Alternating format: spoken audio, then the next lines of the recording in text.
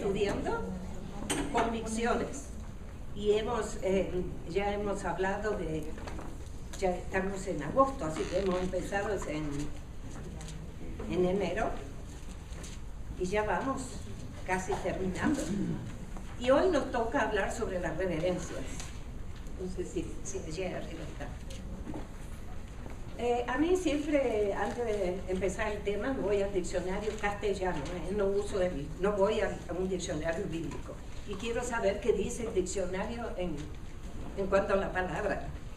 Reverencia quiere decir respeto, inclinar el cuerpo en señal de respeto, reverenciar, respetar, venerar. Venerar es dar culto a Dios. Y yo seguí buscando, y bueno, a ver qué dice el diccionario con la palabra culto. ¿Y sabe qué dice el diccionario de la lengua castellana? Es amoroso homenaje que el hombre tributa a Dios. Yo creía que iba a hablar de cultos, de cosas raras, ¿no? Pero dice que es el amoroso homenaje que el hombre tributa a Dios. Bueno, entramos al primer punto.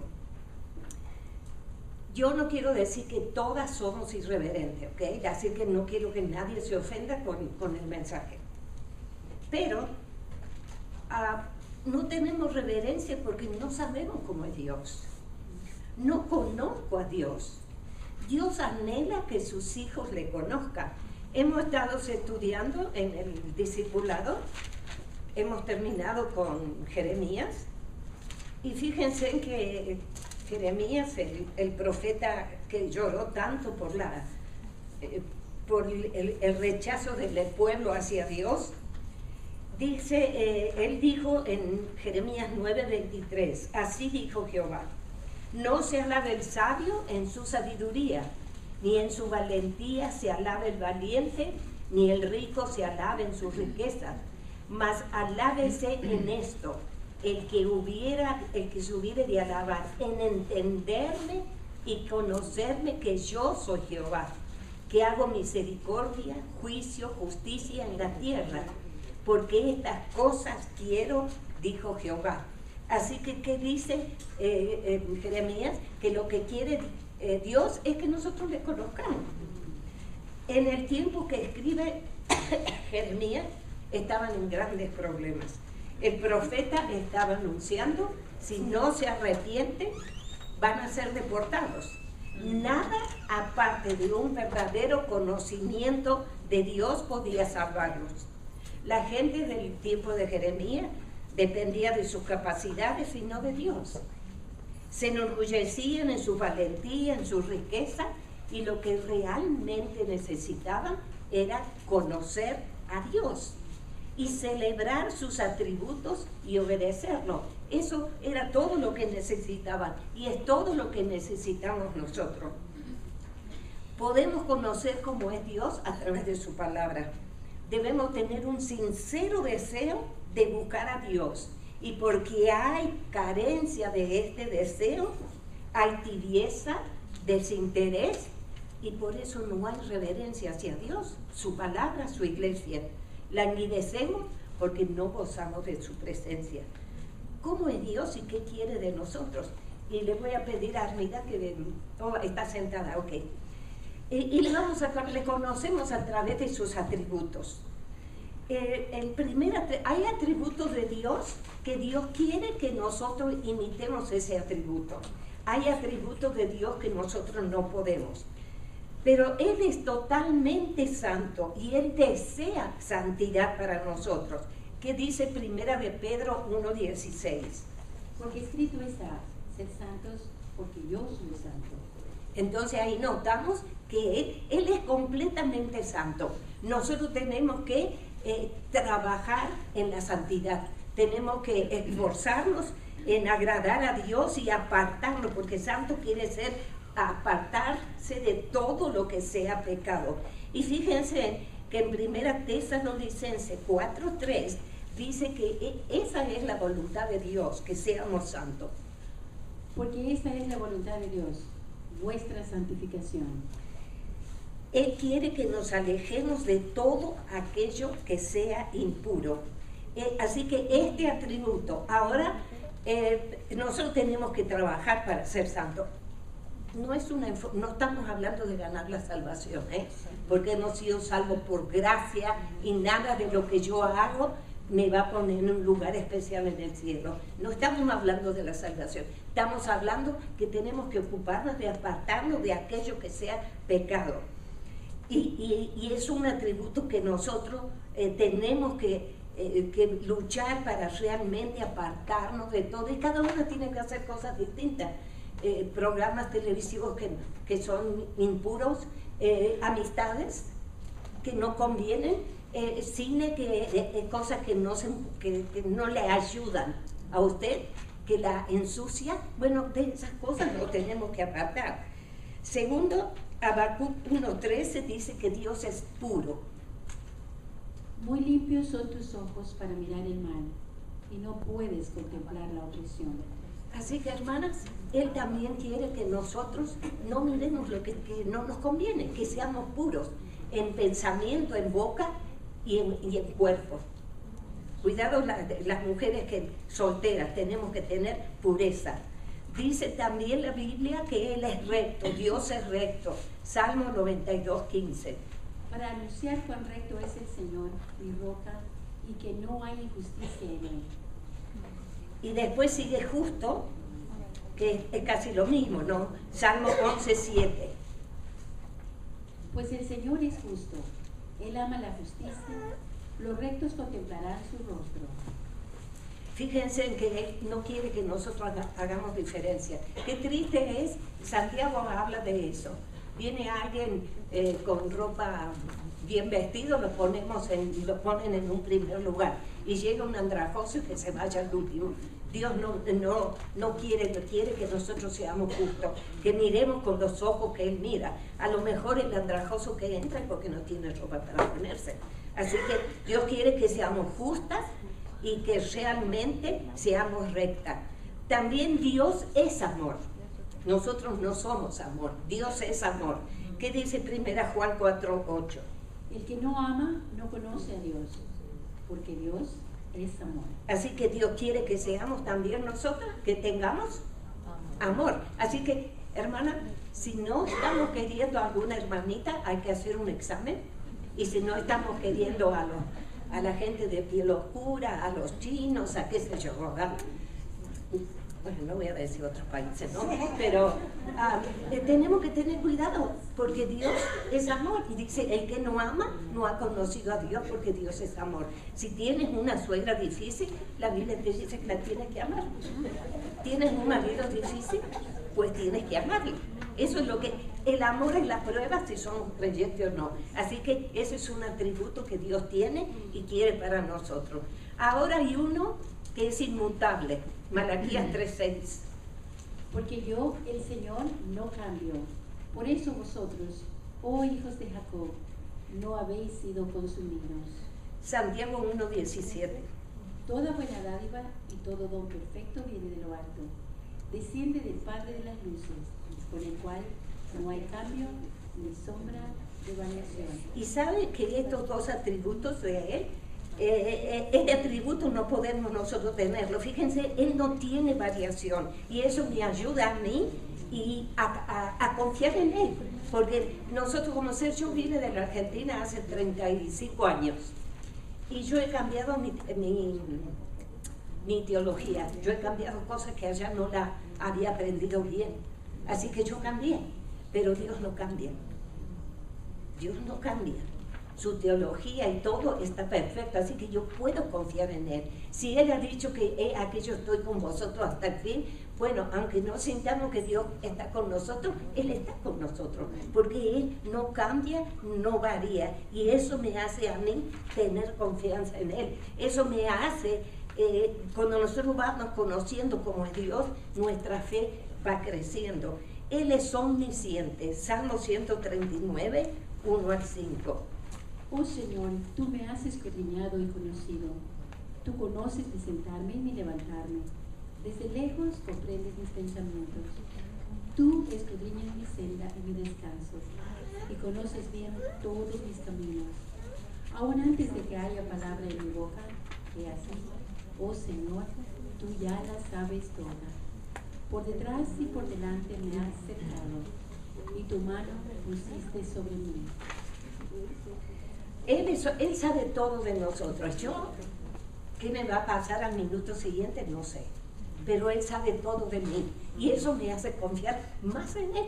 Porque Él me va a cuidar, Él me va a proteger. Y también cuando me ande saliendo del carril, también me va a traer. Él sabe que si me voy a salir o no, y Él me va a traer. Él es omnisciente. Nosotros no somos omniscientes. Ese atributo no lo podemos... por eso tenemos que tener cuidado con los adivinos. Porque la Biblia dice que en Israel a las adivinas las tenían que apedrear. Así que cuidado con el horóscopo, cuidado con la Doña María, que es sana, que está en el teléfono y todas esas cosas, porque Dios aborrece eso. Bueno, Él es omnipresente. Salmo 139, 7 al 12. ¿A dónde me iré de tu espíritu? ¿O a dónde huiré de tu presencia? Si subo a los cielos, allí estás tú. Si en el Seol preparo mi lecho, allí estás tú. Si tomo las alas del alba, y si habito en lo más remoto del mar, aún allí me guiará tu mano, y me asirá tu diestra. Si digo, ciertamente las tinieblas me envolverán, y la luz en torno mío será noche, ni aún las tinieblas son oscuras para ti, y la noche brilla como el día. Las tinieblas y la luz son iguales para ti. Como ser, nosotros no somos omnipresentes, porque yo estoy acá, pero no puedo estar en el pasillo. No puedo estar en mi casa. Hay fotos mías, pero no estoy yo. Pero Dios sí es omnipresente. ¿Y eso qué hace? Da seguridad de saber que Él está con nosotros. Por eso necesitamos conocerlo. Yo cuando me iba a venir de la Argentina, yo digo, es tan lejos, pues yo miraba el mapa y tantas millas. Pero qué problema, si Dios es el Dios de la Argentina y es el Dios de Estados Unidos, Él está. Él vino conmigo, Él está conmigo. Eso nos da seguridad, que Él es omnipresente, pero nosotros no somos. Es omnipotente. Salmo 139, 13 al 18. Porque tú formaste mis entrañas, me hiciste en el seno de mi madre. Te alabaré, porque asombrosa y maravillosamente he sido hecho. Maravillosas son tus obras, y mi alma lo sabe muy bien.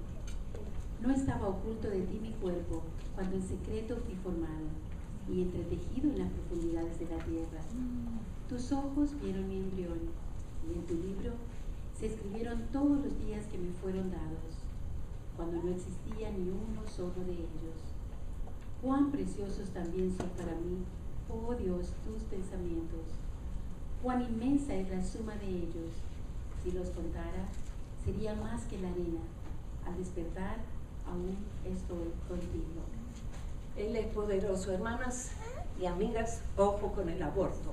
Él ha entretejido el baby en el seno de una mujer.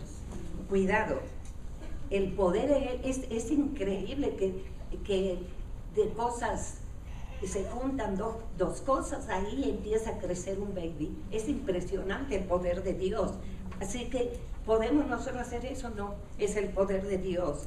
Cuidemos la vida. Desde que Jory habló del aborto, puse en mi lista orar por las mujeres que hoy se hacían aborto, y oro la mañana. Y oro por los médicos y las enfermeras que empiecen a aborrecer ese crimen. Es un crimen. El poder de Dios hizo el baby.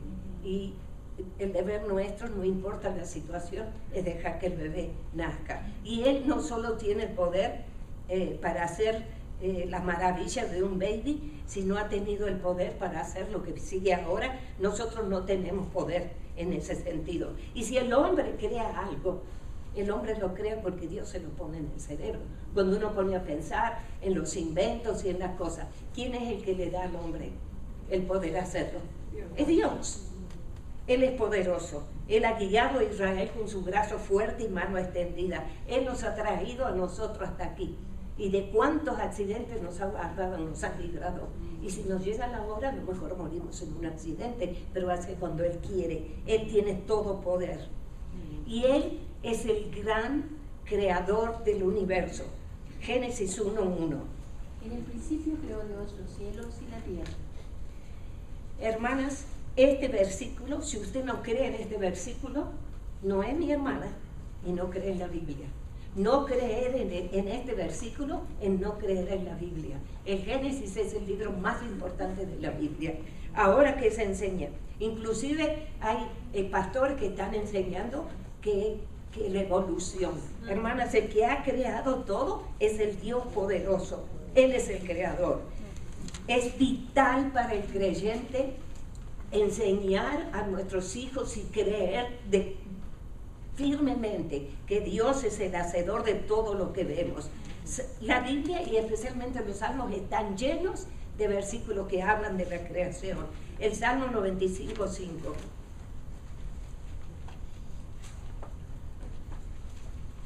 Suyo es el mar, pues Él lo hizo y sus manos formaron la tierra firme.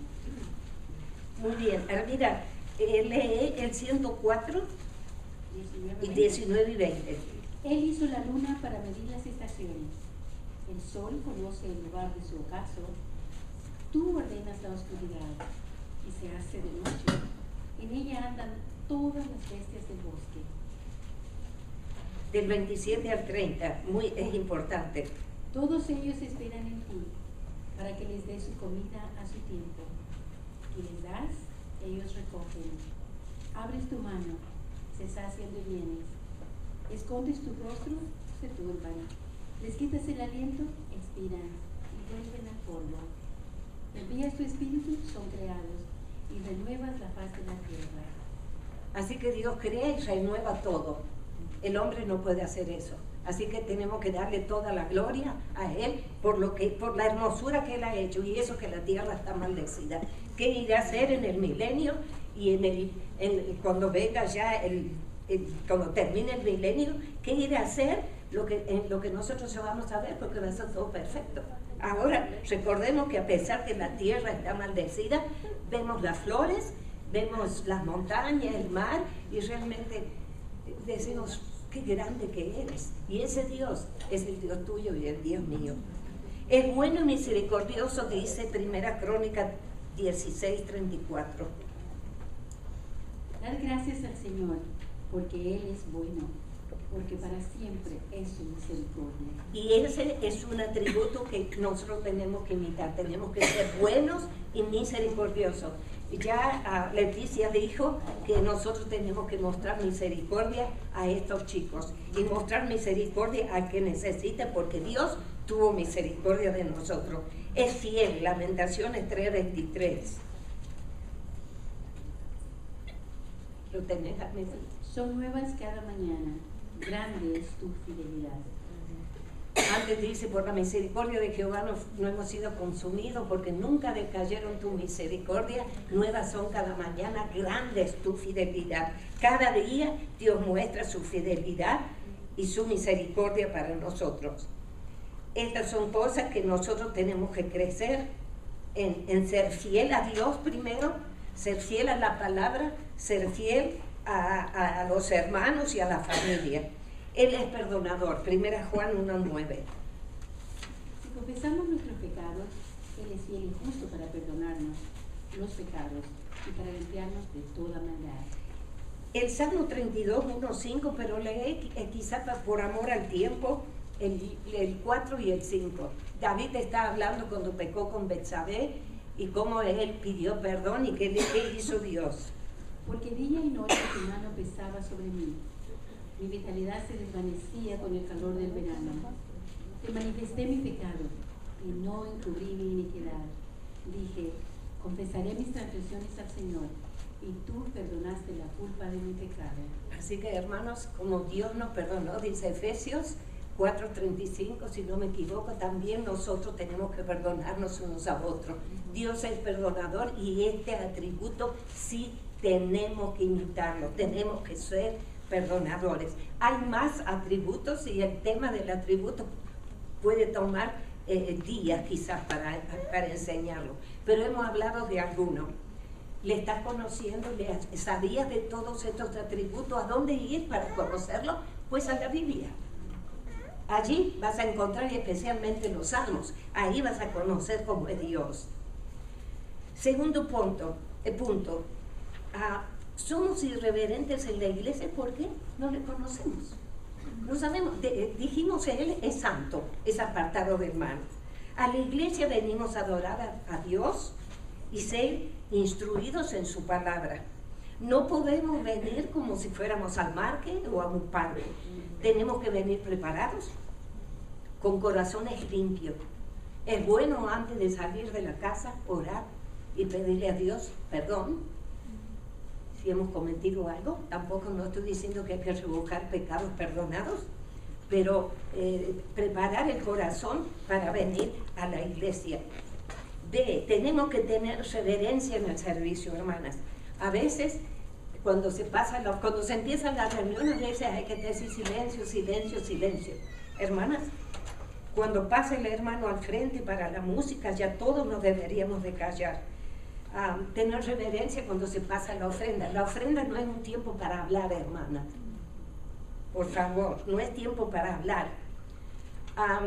Cuando se recibe a la visita, tampoco es tiempo para hablar. Cuando la hermana o el hermano está tocando el piano, ese sería un momento de escuchar música, escuchar lo que está tocando y también orar por el mensaje, pero no para ponerse a hablar. Tengamos cuidado, podemos ser piedra de tropiezo a algún hermano nuevo. Y a veces, hermanas, no podemos escuchar lo que dice el pastor por el murmullo. Así que seamos reverentes. Ya hemos visto cómo es nuestro Dios. Es inmenso, es terriblemente grande. Lo menos que podemos hacer, tener reverencia frente a su grandeza. Primera de Reyes. Primera de Reyes 6:7. Dice la Biblia: cuando se edificó la casa, que es el templo en Jerusalén, la fabricaron de piedras que traían ya acabadas. O sea, la cortaron en las canteras, me imagino, ¿no? De tal manera que cuando la edificaban, ni martillos ni hachas se oyeron en la casa, ni ningún otro instrumento de hierro.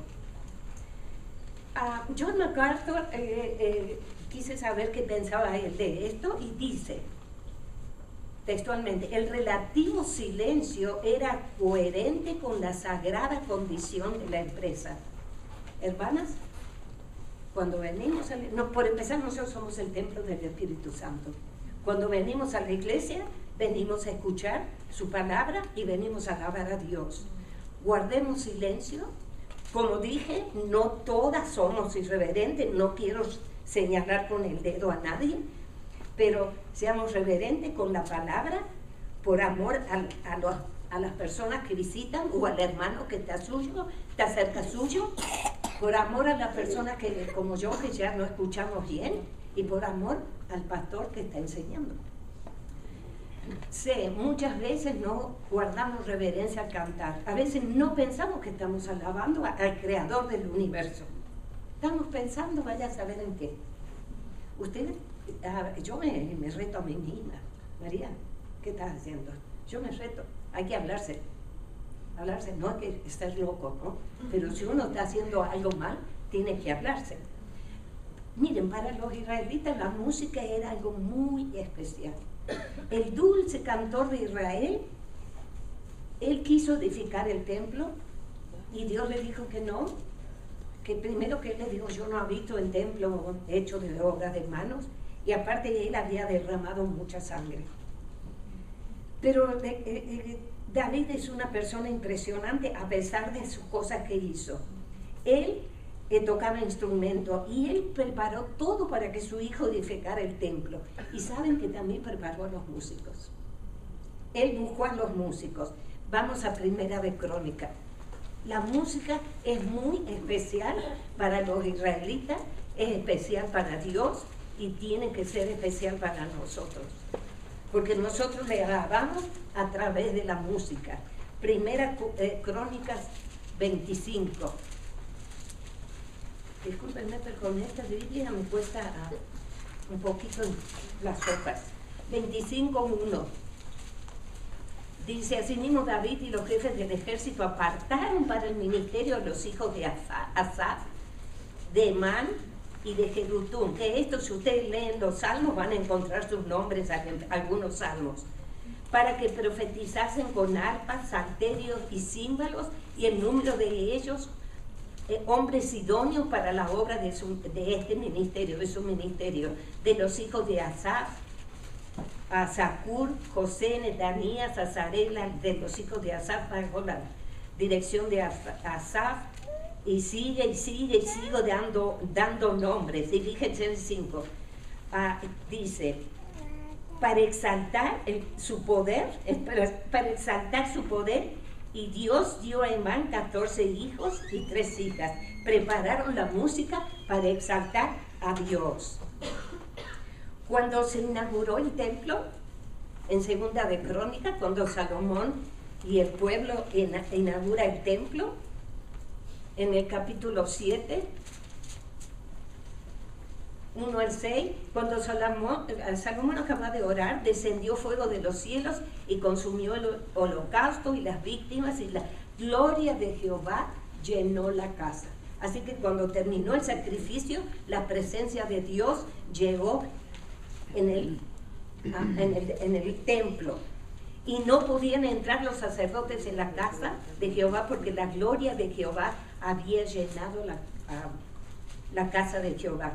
Cuando vinieron los hijos, vieron descender el fuego y la gloria de Jehová sobre la casa, se postraron sobre su rostro en el pavimento, adoraron y alabaron a Dios diciendo, porque es bueno y su misericordia es para siempre. Entonces el rey y todo el pueblo sacrificaron víctimas, y el 6 dice, los sacerdotes desempeñaban su ministerio, también los levitas, con los instrumentos de música. Y dice,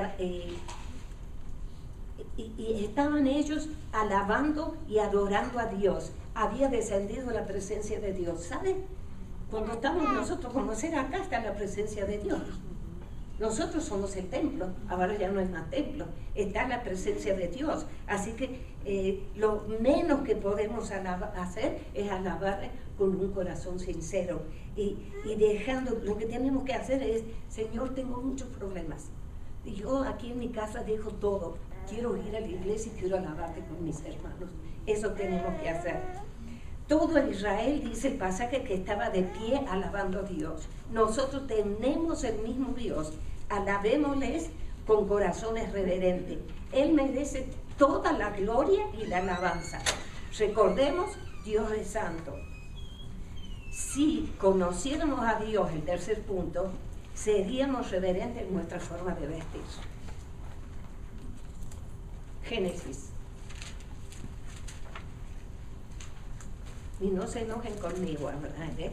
Si se quieren enojar, enójense con Dios, pero no conmigo. Génesis 3:7. Después que pecan, que desobedecen a Dios, Adán y Eva, dice el versículo 7, entonces fueron abiertos los ojos de ambos y conocieron que estaban desnudos. Entonces cosieron hojas de higuera y se hicieron delantales. Yo he estado pensando mucho en esta palabra, y yo pienso que el delantal no los debe haber cubierto mucho. Cuando pecaron, Adán y Eva perdieron la inocencia y ahora tenían culpa y vergüenza y se cosen delantales de hoja de higuera. Y era un delantal que no les iba a durar nada, ¿no? Si pasaban por una hoja con alguna planta con espinas, se les iba a romper. Pero se dieron cuenta y se hacen, menos mal que no he visto a nadie con hojas de higuera, porque a veces se siente y se levanta, se les rompe. El 9 dice, mas Jehová Dios llamó al hombre y le dijo, ¿dónde estás tú? Cuando Dios los llama, se esconden con vergüenza, temor, culpa, confusión, pero de Dios no se puede esconder nadie, hermano. De Dios, ya hemos visto que Dios está en todo lugar. Y el versículo 21 dice, Jehová, escuchen hermanos, no se enojen conmigo, y Jehová hizo al hombre y a su mujer túnica de pieles y los vistió. Ya no dice delantales, ¿ok?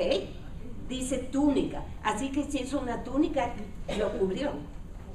Así que hermanas, fijémonos, Él fue el que vistió a Adán y a Eva.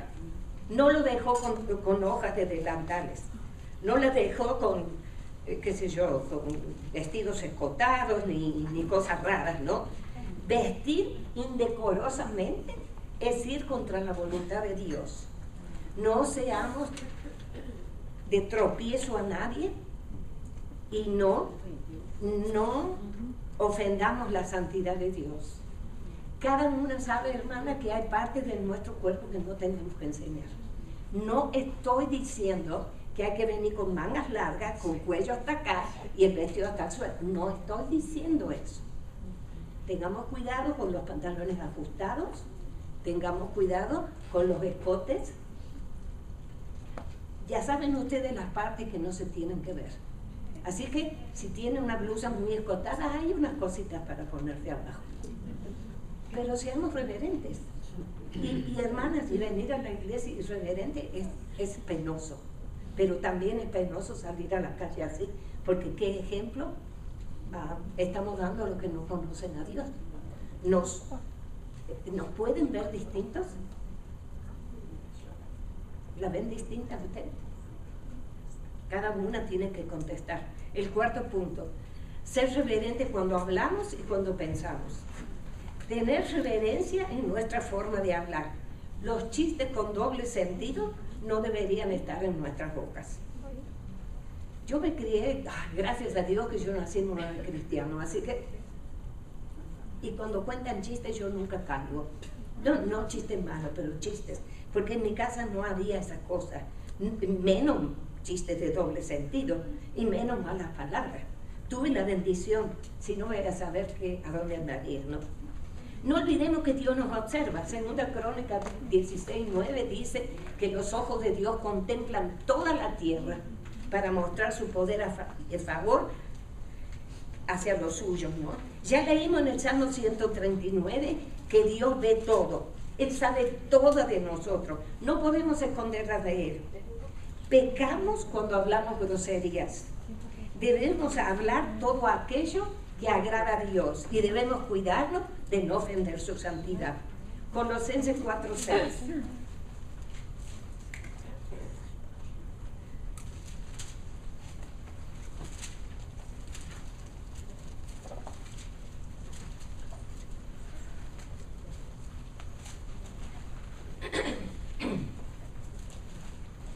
Dice, no sé bien o mal.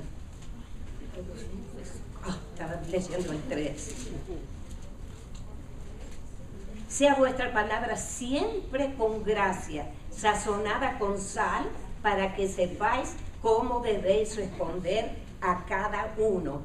Cuando hablamos tenemos que ser agradables, corteses, no debemos ser ni desabridas ni insípidas. Tenemos que destacarnos por la pureza e integridad. Todo lo que tiene doble sentido no tiene que tener lugar en nuestra boca. Yo me acuerdo de un pastor que contó que trabajaba en una fábrica muy importante y él tenía un puesto muy alto y que cuando él entraba a la oficina todos estaban riendo y cuando él entraba se callaba. Como él no estaba en esas cosas, los otros tenían vergüenza y se callaban.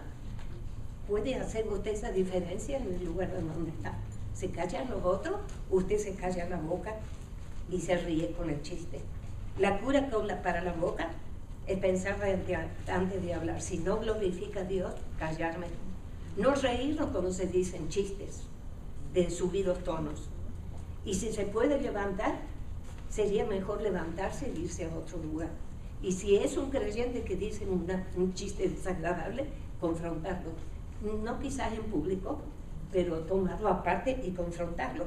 Esto no tiene que ocurrir entre nosotros. A mí me tocó estar en un lugar bochornoso así, entre creyentes, y es desagradable, muy desagradable. Eso es falta de reverencia a Dios. Y nunca nos olvidemos que somos el templo del Espíritu Santo. Los pensamientos, Filipenses 4:8. Es un texto que sabemos de memoria.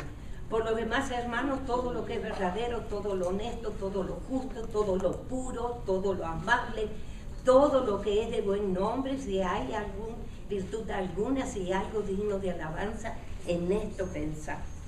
Los pensamientos. Es una lucha que yo siempre tengo con los pensamientos. Todo lo honesto, todo lo puro. No es que piense cosas impuras, pero a veces no pensamos correctamente. Pablo manda a considerar, evaluar y procesar mentalmente todo aquello que es bueno y puro. ¿De qué me vale a mí estar pensando de haber tenido un marido difícil, un hijo difícil? O dígale lo que usted quiera decir. ¿De qué le sirve? ¿Qué le va a poner? ¿Amargura? ¿Bronca? ¿Depresión? ¿Saben? Tenemos que procesar todo. De esta manera podemos renovar la mente y no adaptarnos a los hábitos pecaminosos del mundo, porque también tenemos que tener cuidado que lo malo, ¿cómo hacer? Henry dijo el domingo que nunca tenemos que darle clase a los chicos que se porten mal. ¿Usted le ha dado clase a su hijo que se porte mal? No. Y Henry dijo algo que me dio risa. Dice que los chicos, él cree que cuando lloran están pecando. Y yo creo que sí, porque como cuida chicos, usted lo levanta y se callan en el acto, ¿no? Es fácil contagiarse, por eso tenemos que tener cuidado. Romanos 12:2. Este fue un versículo de memoria de un retiro. No conforméis a este siglo, sino transformaos por medio de la renovación de vuestro entendimiento, para que comprobéis cuál sea la voluntad de Dios, agradable y perfecta. Tenemos que estar constantemente renovando nuestra mente. ¿Esto me edifica lo que estoy pensando? ¿No me edifica? Afuera. Váyase. ¿Y qué puedo hacer? ¿Saben? El Proverbio 23:7 dice, dale el pensamiento en su corazón, así es él. O quiere decir que yo soy lo que pienso. Si estoy pensando cosas trágicas, bueno, así voy a ser trágica. Así que tenemos que tener cuidado. No solo tenemos que tener una boca pura, sino rechazar, desechar todo pensamiento que desagrada a Dios. 1 Corintios 10:5.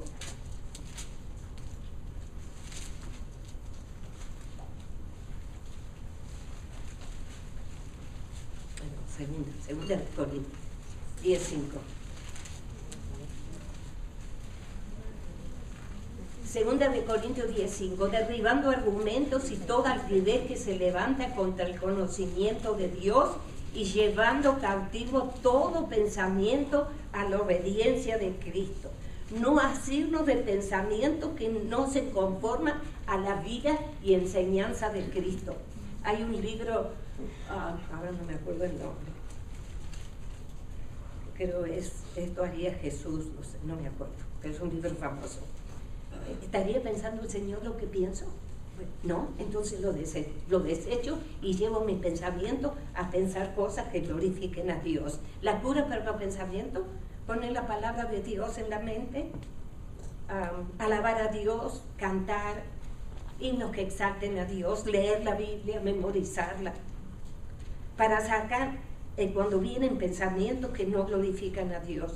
Debemos ser reverentes con nuestra boca y pensamiento. Leamos el Salmo 19. 19:14.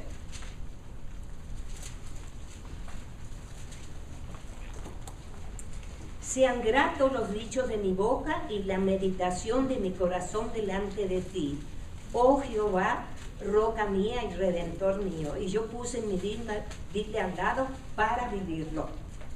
Que lo que digo y lo que medite sea grato a Dios. Y de esa forma voy a tener una boca y un pensamiento reverente. Y voy a dar gloria a Dios. El quinto punto, quizás acá alguien va a decir, esta mujer no sé qué, a dónde estudió, pero estudié sola, Quinto punto, por falta de reverencia no estaba esperando la venida del Señor. Yo me crié con un padre, desde que tuve uso de razón, para él el Señor venía hoy. Siempre hasta que se murió, él estaba esperando al Señor hoy. Y Pablo también estaba esperando al Señor hoy. ¿Estamos esperando al Señor? No, porque si estaríamos esperando al Señor, viviríamos de otra manera. ¿Qué pasa si usted llega esta noche y encuentra en su teléfono un mensaje que dice: mañana a las 9 de la mañana el presidente Obama viene a su casa? Aunque usted no sea conforme con él, ¿qué va a hacer? ¿Se va a poner la peor ropa? ¿Va a ensuciar la casa a propósito? ¿Qué haría? O si le dicen, va a llegar John MacArthur a las 10 de la mañana. Ah, ahora ya cambió la cosa. Pero hermana, la Biblia dice que tenemos que, yo no voy a decir más porque no quiero que sepan de dónde soy, mi idea política, pero tenemos que orar por el presidente. Y este presidente necesita mucha oración. Sí, tenemos que orar por él. Pero, hermanas, si el Señor dijera cuando a las 11 de la noche llego a tu casa, ¿qué haría usted? Sale corriendo ya y se va a poner en orden su casa y su vida, ¿no? Hermana, el Señor puede venir ya. Por falta de reverencia, nuestros ojos no están puestos en el cielo. Creemos que aquí nos vamos a quedar, creemos que aquí vamos a echar raíz. Ya no hay casi diferencia entre un creyente y un inconverso. A mí me dejó espantada cuando habló Rubén Videira, la última vez que habló los miércoles, que nos dio, yo casi lo aplaudí, ¿no? Porque yo pienso idéntico, no, dio una serie de datos impresionantes de pastores cristianos. Bueno, dicen que son cristianos. ¿Saben, hermana? Nos estamos conformando al mundo. Hemos sacado la vista del cielo y de su palabra. Nos hemos adaptado a la moda y todo lo que el mundo ofrece. Lo que tenemos que hacer es mirar al cielo. Colosenses 3. Y fíjense que yo me acuerdo que mi papá, ese hombre sí que tenía reverencia. Nunca nos podíamos llegar tarde a la iglesia. Él no era de llegar tarde a la iglesia. Él llevaba las llaves, pero y si nosotros no íbamos con él, no podíamos llegar tarde. En Argentina, a donde yo iba, a la hora en punto empezaba la reunión. Tenía reverencia. Y cuando yo pienso en él tenía reverencia porque él estaba esperando al Señor Jesucristo. ¿Lo estás esperando? Dice Colosenses 3, 1 al 3. Sí, pues, habéis resucitado con Cristo. Buscad las cosas de arriba donde está Cristo sentado a la diestra de Dios. Poned la mira en las cosas de arriba y no en la de la tierra, porque habéis muerto y vuestra vida está escondida con Cristo en Dios.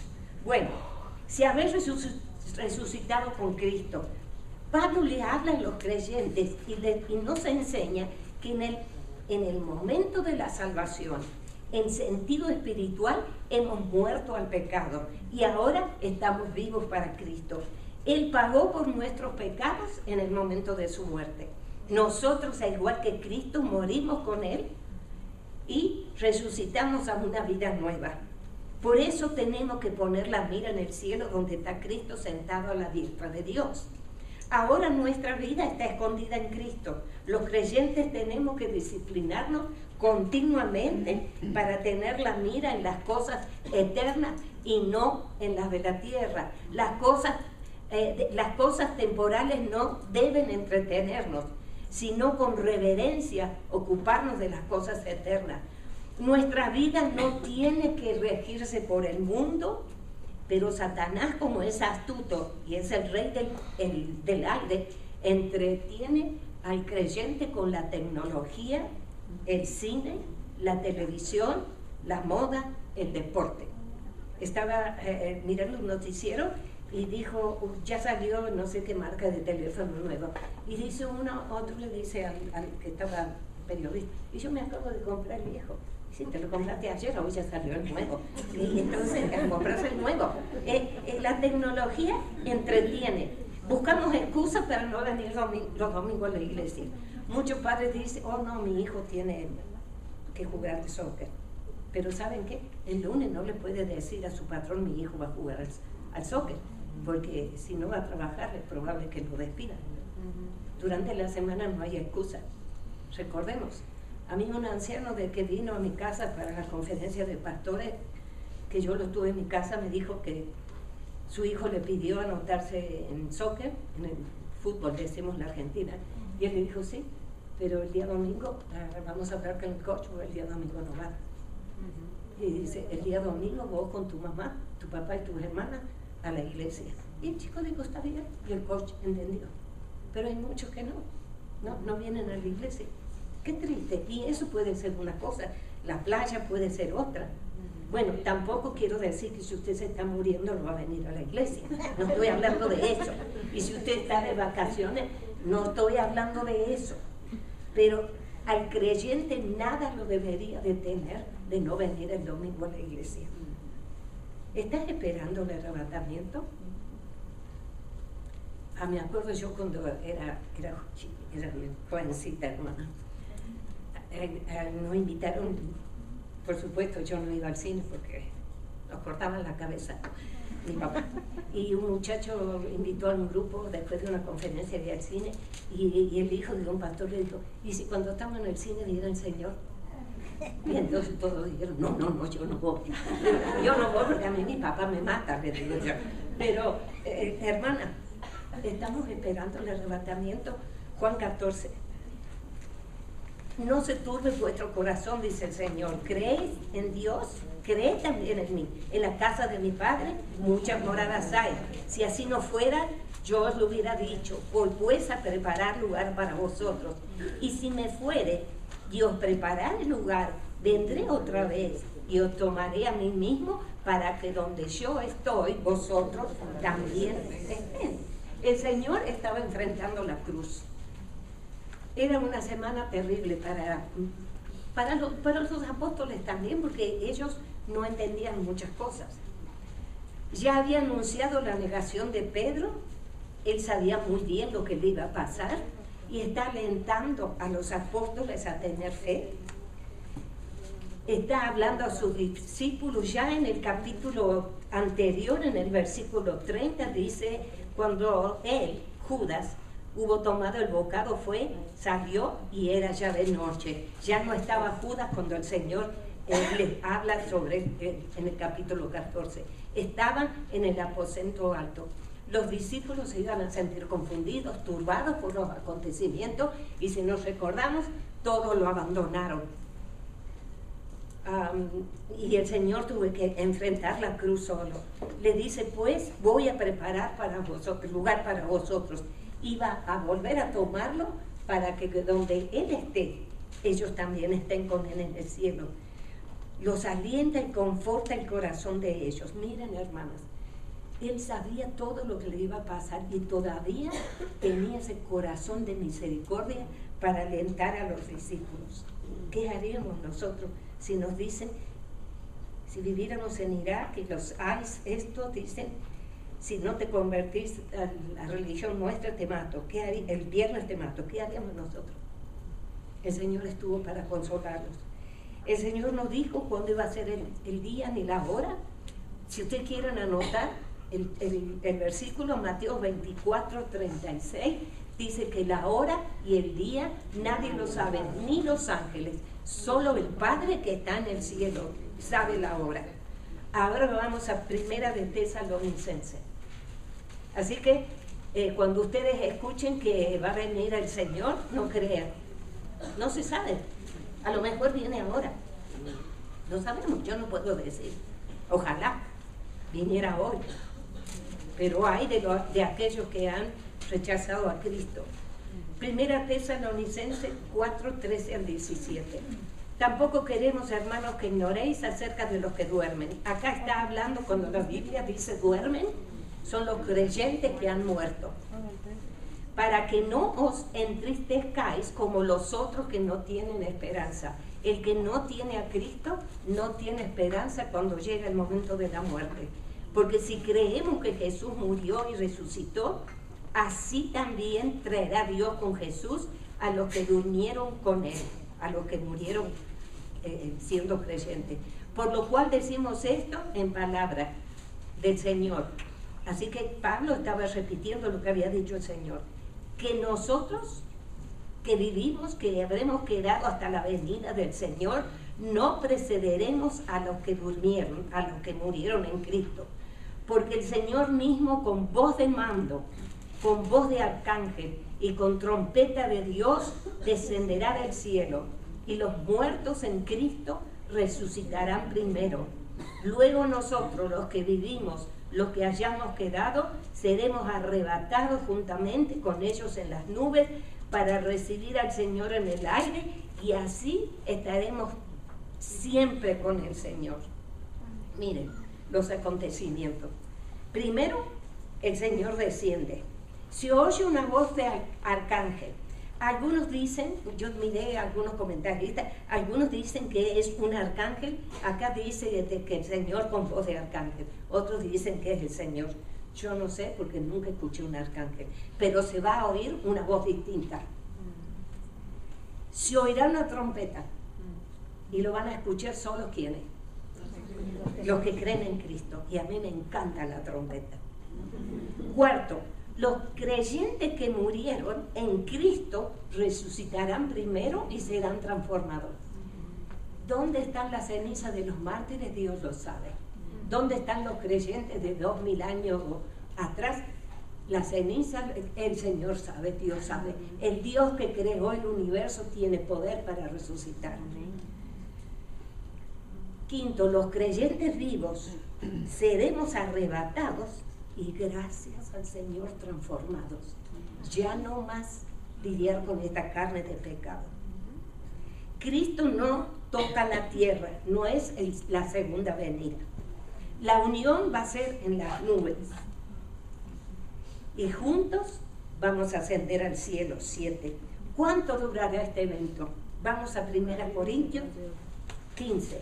Y esto quisiera leerlo por si hay alguna mujer aquí que ha escuchado al Señor llamarle, que vive sin Dios, sin Cristo y sin esperanza, y que sabe que Cristo murió en la cruz para salvarla y no ha tomado la decisión. Mire cuánto dura el evento. Versículo 51. Dice, he aquí os digo un misterio, habla Pablo. Recuerdan que Pablo fue arrebatado al tercer cielo, por eso él dice cosas que no están escritas en otros lados de la Biblia. He aquí yo os digo un misterio, no todos dormiremos, os quiere decir, no todos moriremos, ¿no? Los creyentes, pero todos seremos transformados. Miren, en un momento, en un abrir y cerrar de ojo. Cierren el ojo y ábranlo. En ese momento dura el arrebatamiento. ¿Es difícil? Para nosotros sí, porque hay que levantar a los muertos en Cristo, pero no para Dios. Así que no va a haber esperanza. Para aquella que ha rechazado a Cristo no hay esperanza.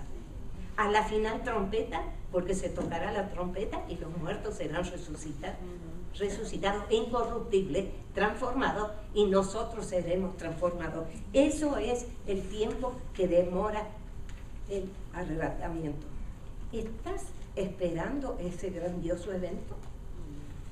Para los judíos el templo de Jerusalén era el lugar donde Dios moraba y tenían que tener mucho cuidado y reverencia cuando entraban a servir los sacerdotes.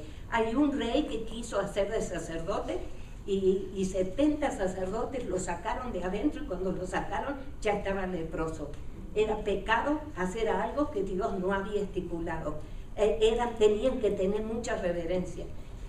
Ahora quizás alguien me diga, oh sí, pero ellos entraron imágenes. Sí, pero la presencia de Dios ya se había ido, ya no estaba Dios. ¿Cómo estamos viviendo? 1 Corintios 6, 19 y 20. 1 Corintios 6.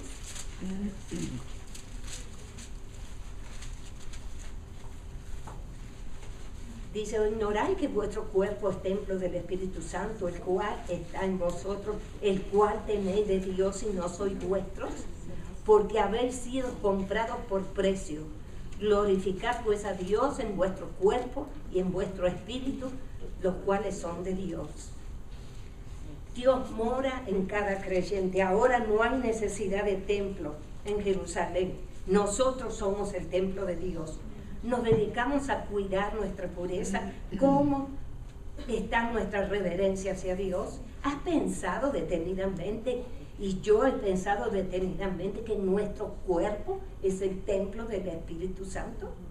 Cuando pensamos en eso, tenemos que ponernos a orar y pedir perdón por las cosas que hemos hecho que han ofendido a Dios.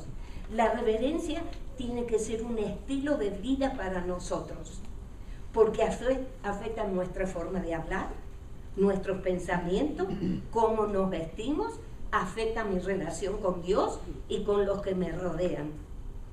Pongamos la vista en el cielo y preparémonos para este grandioso evento, el retorno del Señor. Y vamos a terminar con 1 de Juan 2:28. Y ahora, hijitos, permaneced en Él para que cuando se manifieste tengamos confianza para que en su venida no nos alejemos de Él avergonzados. ¿Cómo nos preparamos? Juan dice, permaneced en Él. Dice, a perseverar en la esperanza del regreso del Señor tiene que producir una firme fe, una fe activa. Tiene que pensar que el Señor viene ya, nos debe mover a ser reverentes, a ser puras, a querer conocer más a Dios, a querer vivir para su gloria y esperar ese día, porque el Señor ya viene. Hay muchos acontecimientos, sabemos el día y la hora, no lo sabemos, pero hay muchos acontecimientos. Y